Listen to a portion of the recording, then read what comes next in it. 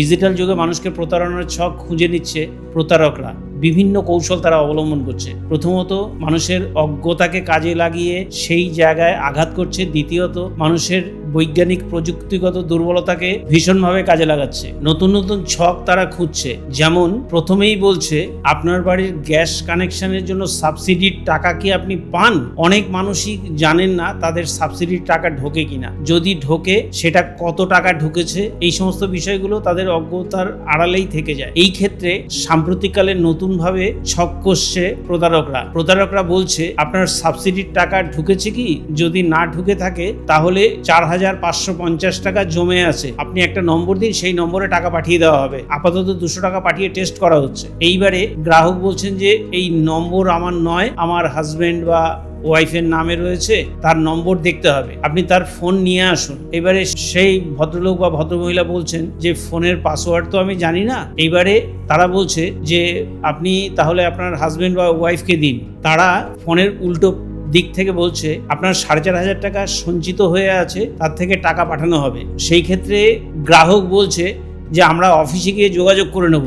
বলছে অফিসে এই টাকা ট্রান্সফার হবে না, সেটা সকাল 7:30 নাগাদ এরকম ফোন করছে। তখন গৃহকর্তা বা গৃহকর্ত্রী অস্বস্তিতে পড়ে বলছেন যে ঠিক আছে, আমরা অফিসে যোগাযোগ করে নেব।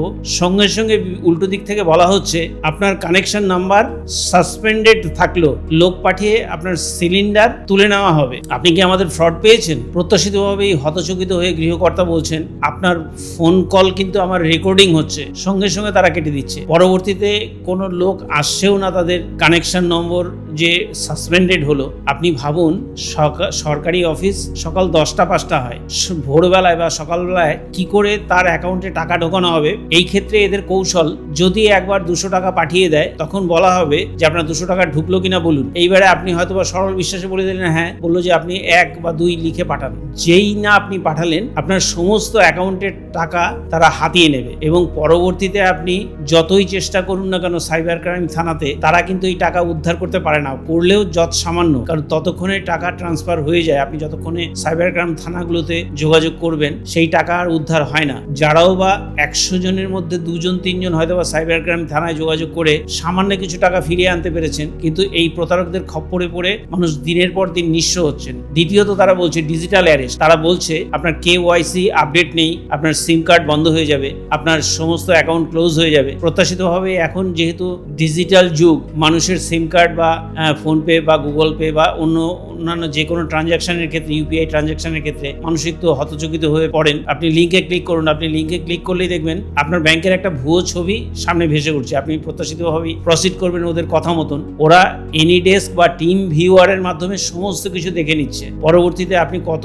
পিনকোড মারছেন, যতবার মেরেছেন, সেগুলো দেখে তারা সমস্ত টাকা হাতিয়ে নিচ্ছে। এই সমস্ত বিষয়ে সতর্ক হওয়া জরুরি প্রতিটি মানুষের। তৃতীয়ত, এখন AI এর যুগ, আর্টিফিশিয়াল ইন্টেলিজেন্স বা কৃত্রিম বুদ্ধিমত্তা। আপনার সঙ্গে আপনার আত্মীয় স্বজনের যে সমস্ত যোগাযোগ হচ্ছে, তাদের ফোন কলগুলো তারা ডাউনলোড করে নিচ্ছে। এবারে গভীর রাতে কিংবা ভোরবেলায় ফোন করে তাদের কণ্ঠস্বর দিয়ে বলা হচ্ছে যে অ্যাক্সিডেন্ট হয়েছে, শিগগির টাকা পাঠাতে। একবার টাকা পাঠালেন কি সেই টাকাটাই তারা হাতিয়ে নেবে। তৃতীয়ত, এরা অবসরপ্রাপ্ত কর্মী অথবা বয়স্ক নাগরিকদের, প্রবীণ নাগরিক যারা রয়েছেন, তাদের বর্তমান টেকনোলজির দুর্বলতাকে কাজে লাগিয়ে তারা টাকা হাতিয়ে নিচ্ছে। সর্বোপরি এরা যেগুলো বিষয় করছে, পার্ট টাইম চাকরি বা ঘরে বসে আয়ের সুযোগের প্রলোভন দিচ্ছে। আপনার বয়স কি এত থেকে এত বয়সের মধ্যে, আপনি কি বেকার, তাহলে যোগাযোগ করুন। একের পর এক প্রলোভন দিচ্ছে যে ঘরে বসে আয়ের সুযোগ বা আপনি এই চাকরিতে আপনি এত টাকা পাবেন। প্রত্যাশিতভাবে বেকারত্বের যুগে বেশিরভাগ মানুষই তাদের প্রলোভনে পা দিচ্ছে। সঙ্গে সঙ্গে তারা কিছু টাকা জমা দিতে বলছে সিকিউরিটি মানি হিসেবে।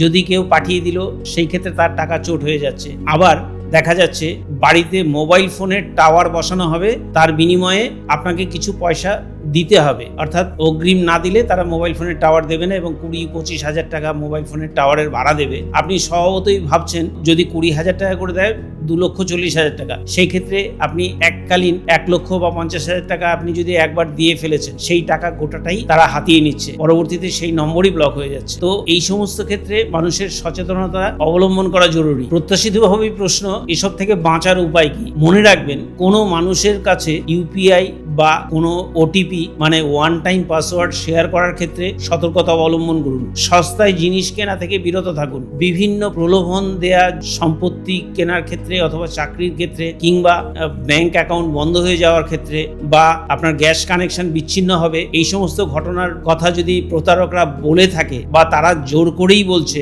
যে আপনি কি ভেবেছেন আমরা ফ্রড, আপনার অ্যাকাউন্ট সাসপেন্ড করে দেওয়া হচ্ছে, তো এই সমস্ত যখন ভয় ভীতি দেখানো হবে অথবা ইনকাম ট্যাক্স বা ইডি বা সিবিআই এই সমস্ত ভয় দেখানো হবে যে আপনাকে অ্যারেস্ট করা হলো ডিজিটালি, মাথায় রাখবেন কখনো ওভার টেলিফোনে কাউকে অ্যারেস্ট করানো হয় না বা কখনো কারোর গ্যাস কানেকশন উল্টো দিক থেকে টেলিফোনে বলে সকালে কিংবা রাতে বলে কখনো সেটা বন্ধ করা যায় না। যদি বন্ধ করতেই হয় আপনি সরাসরি অফিসে যোগাযোগ করুন। যদি ব্যাংকের কথা বলা হয় ব্যাংক থেকে ফোন করা হচ্ছে, আপনি সেই ক্ষেত্রেও সরাসরি ব্যাংক কর্তৃপক্ষের সঙ্গে কথা বলবেন, সেই সঙ্গে ফোন কেটে দিন বা তাদেরকে বলুন, সবিনয়ে প্রত্যাখ্যান করুন যে ভাই আমি আপনাদের সঙ্গে কথা বলবো না, আমরা সরাসরি ব্যাংকে গিয়ে কথা বলবো। প্রয়োজনে সাইবার ক্রাইম থানা অথবা পুলিশের দ্বারস্থ হন, তবেই বাঁচবে সম্পত্তি, নইলে একের পর এক ব্যাংক অ্যাকাউন্ট ফাঁকা হতেই থাকবে আর পরিপুষ্ট হবে প্রতারকরা।